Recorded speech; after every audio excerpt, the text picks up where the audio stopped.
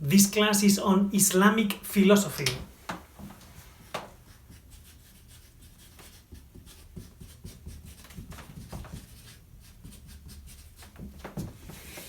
Probably you might be thinking why we are spending some time dealing and discussing Islamic philosophy in a course of medieval philosophy.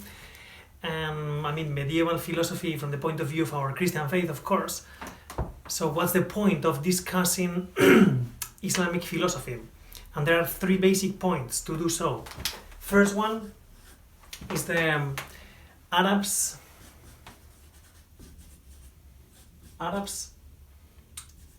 are one of the channels whereby Aristotle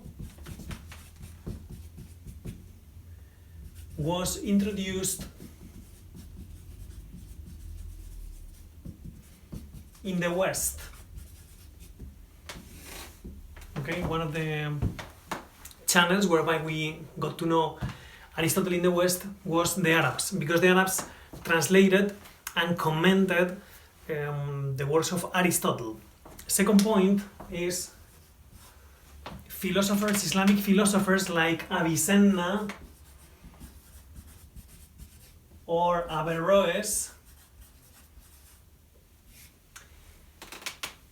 not only transmitted Aristotle works but also commented on them and developed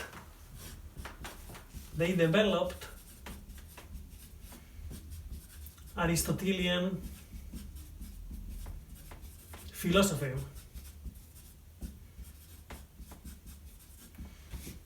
That's why it's interesting, because they made some developments, and philosophers like St. Thomas Aquinas, Bonaventura, and others got to know Aristotle through these writings. Not only through these writings, but also through these writings, and they had to deal with the things that they interpreted about Aristotle.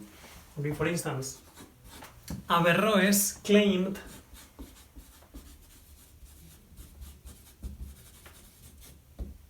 to have interpreted Aristotle right, but his conclusions are against our faith.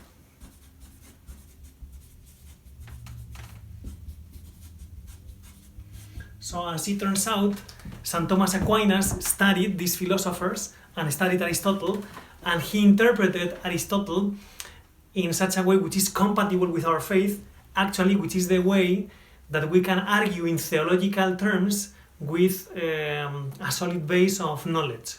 So Aristotle gave to St. Thomas Aquinas the tools, the way of reasoning, solid way of reasoning, to explain the truths of our faith. So St. Thomas Aquinas proved that Aristotle's categories are useful and compatible with our faith and are useful to explain the truth of our faith. Now let us study Avicenna.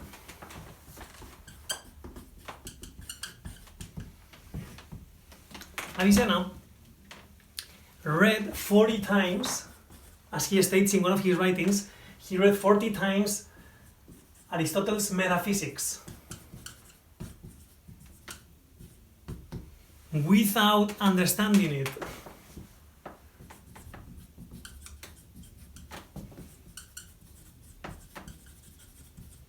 That's an interesting thing to take into account. Other anecdote about this guy is that he used to study even in prison. For some reason he was taken to prison. So he studied philosophy in prison and on horseback. He studied in prison and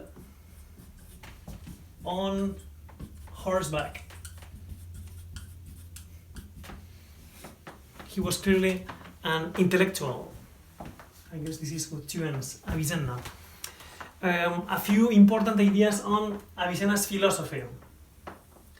First one, very interesting one. He says that the knowledge, the way I get to know the concept of being, comes through self-knowledge.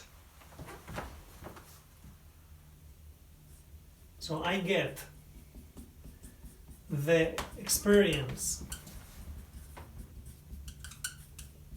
of being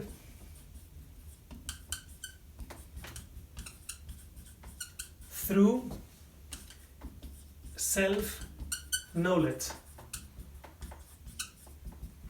And he brings up a weird example. He says that let us imagine a man without an arm, a man without legs, a man with a defect in his ear, a man who is blind, so he cannot get to know through the senses, right? And he cannot have access to the reality through the senses, but still he's a man, so that man would have the experience of being through his self-knowledge, because he would be conscious of himself. Okay, that's what he says. The experience of being is grasped by human beings not through experience, but through self-knowledge.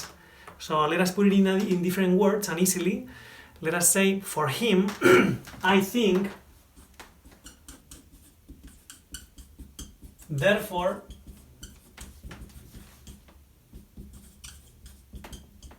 I exist.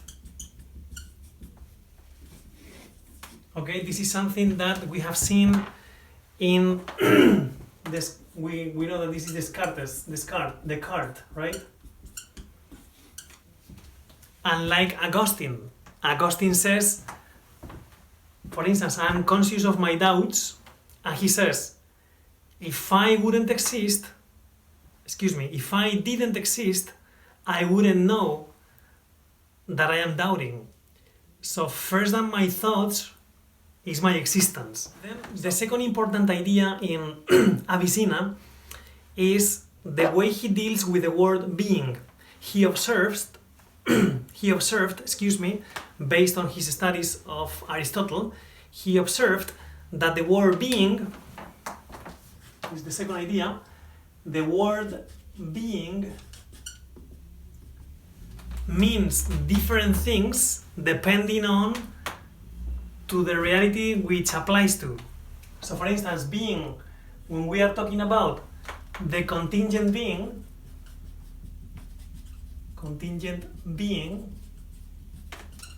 is different than the meaning of being when we apply it to the necessary being.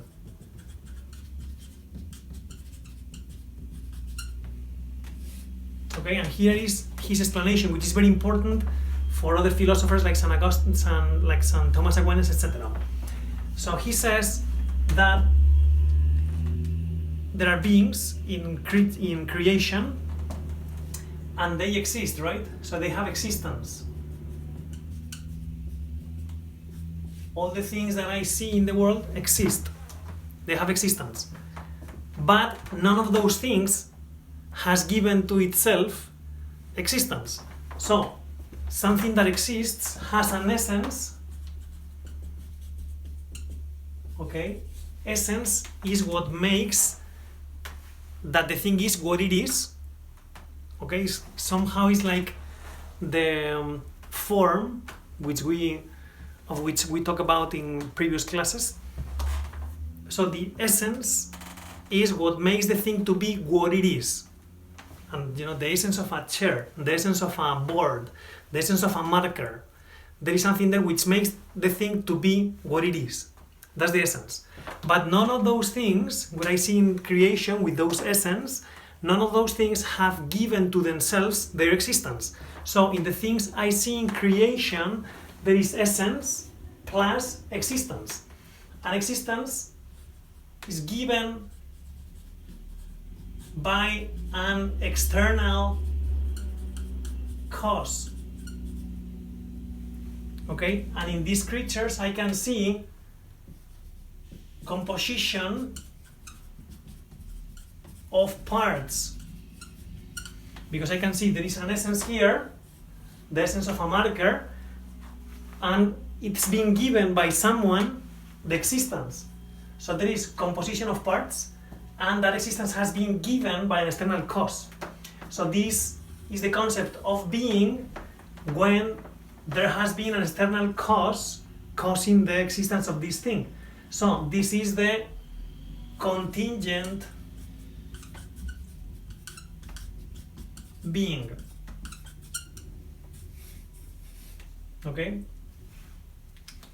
Thus, when we say the word being applied to things in the world, this is what we mean by the word being. That meaning, the contingent being, is different when we say the expression necessary being. And let us explain now what necessary being means. What happens in the necessary being? What happens in the necessary being, it exists. So it has existence.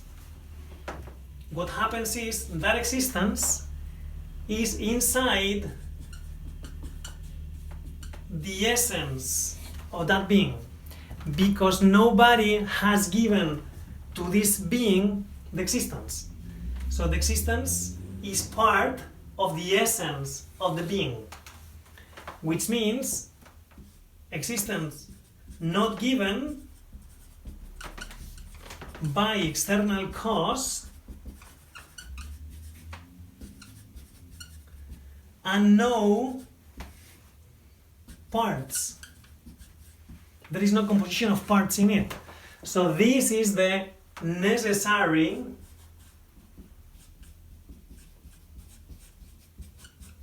being. This would be God. This one consists of being. This one has received existence. So when we apply the word being to the contingent being or the necessary being, we are meaning different things. So this is a distinction very important that Avicenna brought up in his philosophy, which is going to be very interesting for St. Thomas Aquinas and other philosophers. And now let us move on to the third important contribution of Avicenna to the history of philosophy, and particularly for the philosophy of St. Thomas Aquinas and other philosophers in the Middle Ages, for instance, St. Albert the Great, etc. So the third thing is he deals with potentiality and act.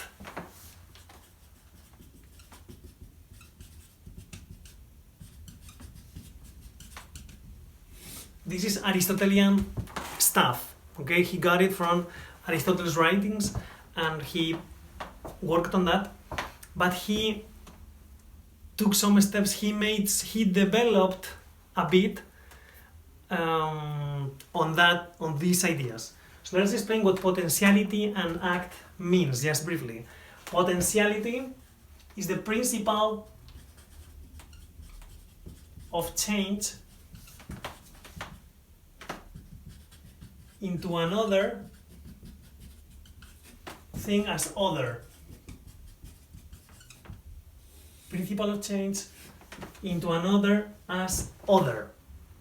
That's what potentiality means. So things can change and move from being one thing to another. Okay?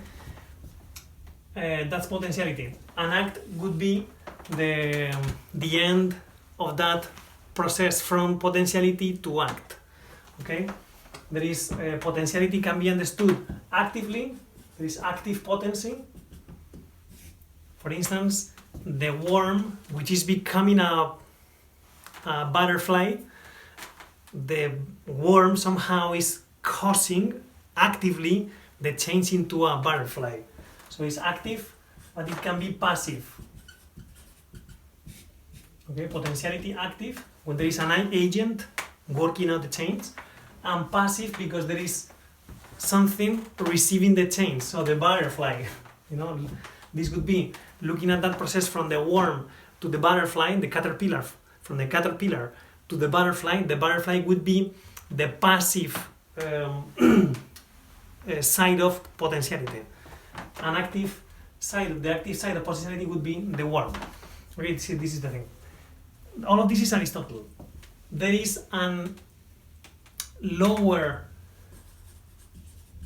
level degree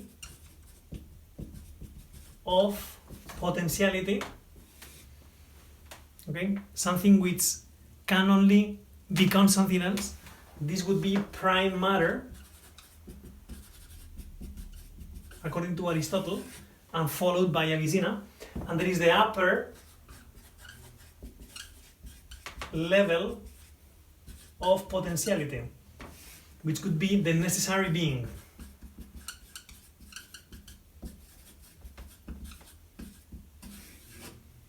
Okay, a being which cannot become anything else and has no privation of anything.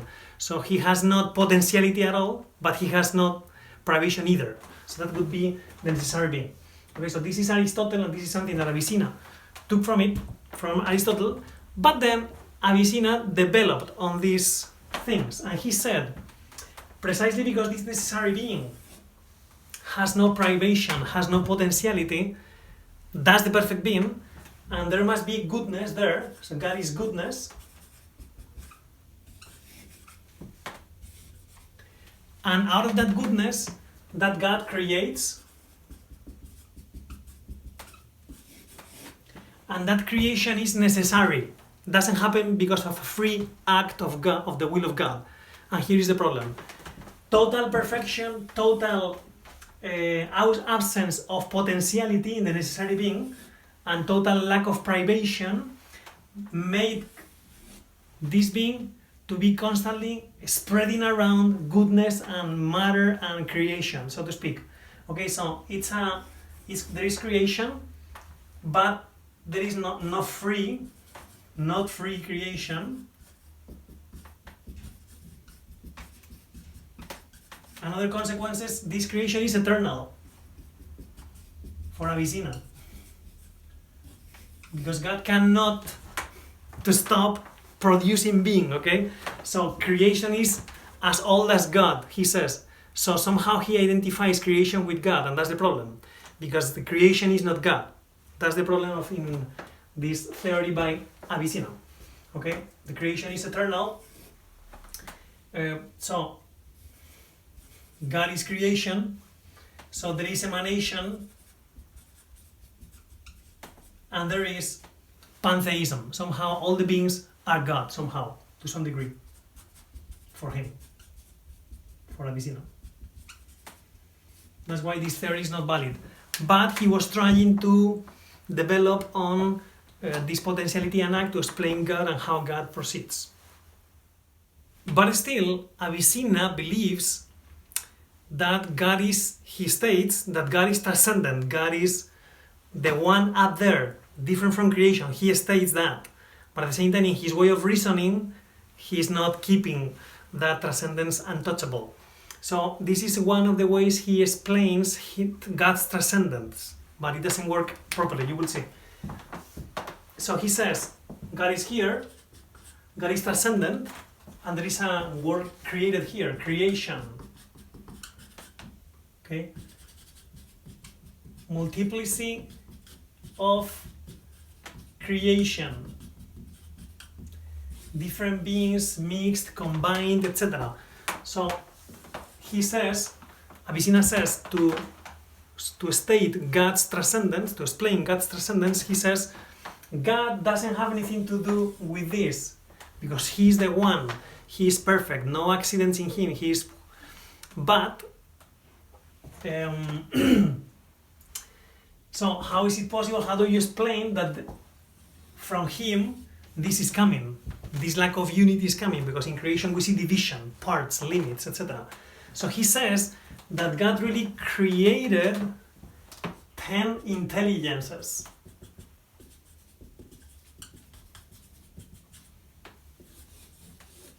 Okay, so if God is totally transcendent, but there is multiplicity in beings, how do you fill the gap? How do you bridge those extremes? By saying that God is transcendent and doesn't have anything to do with the multiplicity of creation. So he created this bridge, which are these 10 intelligences. For instance, one of them, the 10th one, the 10th intelligence,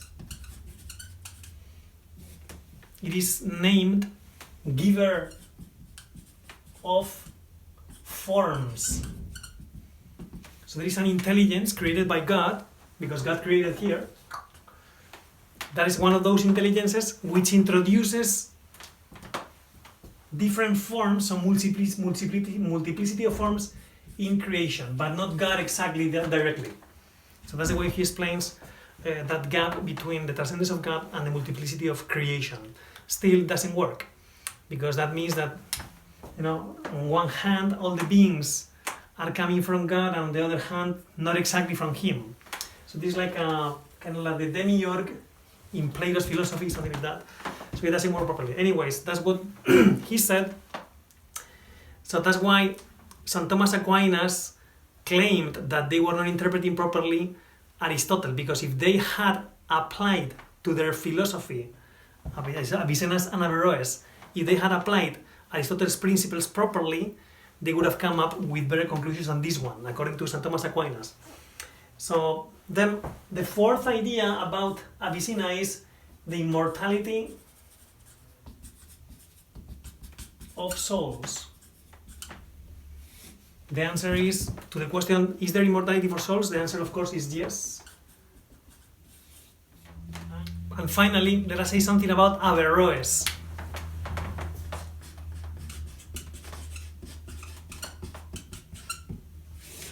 Averroes is another Islamic philosopher, and it's important because he worked in the same direction than Avicenna. And remember, both of them are not only transmitter and commentators on Aristotle's works, but also developers. So they brought up new stuff to be discussed about by St. Thomas Aquinas and Albert the Great and other philosophers down the line in the Middle Ages. So that's why these guys are important. So remember that Avicenna gave into emanation and pantheism when he explained creation. So Averroes tried to fix that a bit, because that's not really convincing. Here is the way he explained it. Talking about creation. Averroes' view about creation is slightly different than Avicenna's. So for Averroes, there is God here, and there is a prime matter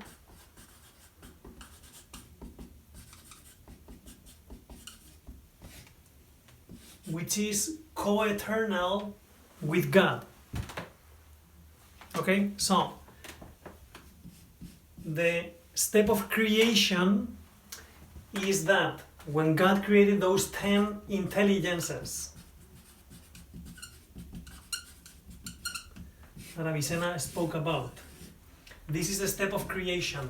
The fact that there is a prime matter coming out from God, and which is co-eternal with God, this is not creation. So this is God for Averroes. Then he created, and he took the step forward with these intelligences.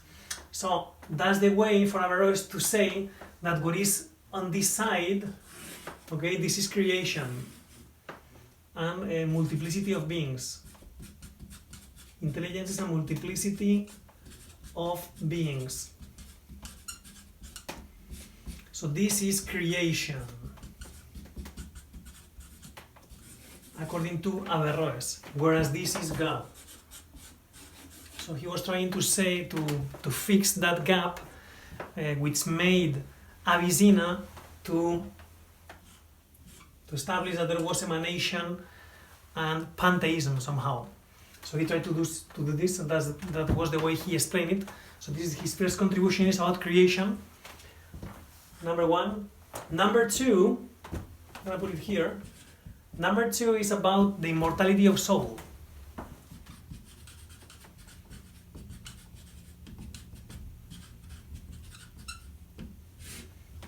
The question about the immortality of souls has a positive answer. Yes, there is immortality of souls, according to Averroes. But here is what happens.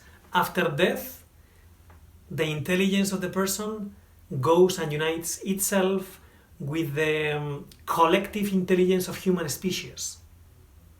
And the intelligence and the soul remains there, in that intelligence which is collective and belongs to the human species. That's his view on the immortality of souls. Then, third point, philosophy or theology. These Islamic philosophers, they stated that when you do philosophy, you have the tools to really understand, and you can reach certainty using the tools of philosophy, etc. So this is real, philosophy gives you knowledge. Whereas for them, theology is the next step that you take when you don't know, when you don't find real explanations. Then what you do is not to go after real knowledge and certainty. You start making up allegories. So for these philosophers, Islamic philosophers, theology is about making allegories because you cannot really explain the mysteries of God, etc. So when philosophy doesn't work, then you go beyond and you do theology and you make allegories,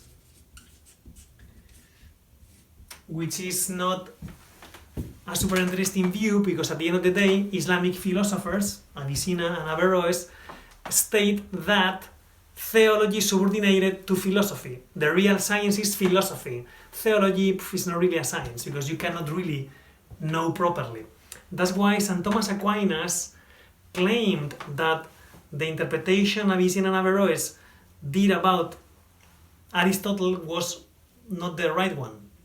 Because the right one gives you solid philosophical tools so that your discourse and your speech in theology is solid and understandable. So that you can do real science when you do theology, and of course you can do real science when you do philosophy. But you need to apply to theology the right categories, the right tools. And that's what St. Thomas Aquinas did when he interpreted Aristotle in the right way, as we will see in further on in this course.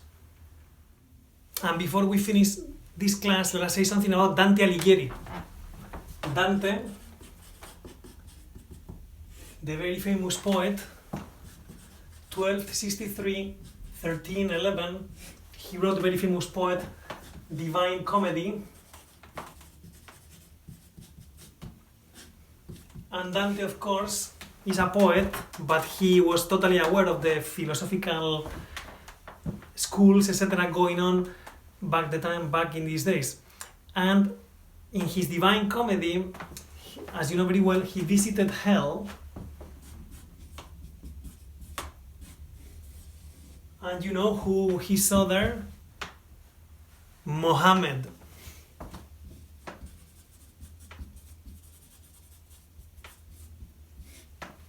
Then, in his visit to Purgatory, actually, not Purgatory, excuse me, Limbo, in his visit to the Limbo, he saw Avicenna and Averroes. Okay, guys who are not Christian, but according to Dante, they did a good job in philosophy. I mean, they contributed a lot because they were, as we have seen in this class, they were commentators, transmitters, and developers of Aristotle's philosophy. So they did a good job, and they were placed not in hell, which are the guys who are condemned, not in heaven, in limbo, because they did a good job in philosophy. And then, when Dante visited heaven, he saw in heaven, of course, Saint Thomas Aquinas, and on his right, Saint Albert the Great, and on his left, this guy named Siger of Brabantium. Siger of Brabantium. Okay, Siger of Brabantium is Christian, as St. Thomas Aquinas and St. Albert the Great, of course. But the good thing is, Siger of Brabantium was an Averroes follower, but he was a Christian. So that's why Dante Alighieri placed him in heaven, right next to St. Thomas Aquinas and St. Albert the Great. Well, just for the fun of it, to see how these people were very well known in the Middle Ages, and poets mentioned them, etc. And that's for you to know a bit the cultural context in which we are studying this philosophy.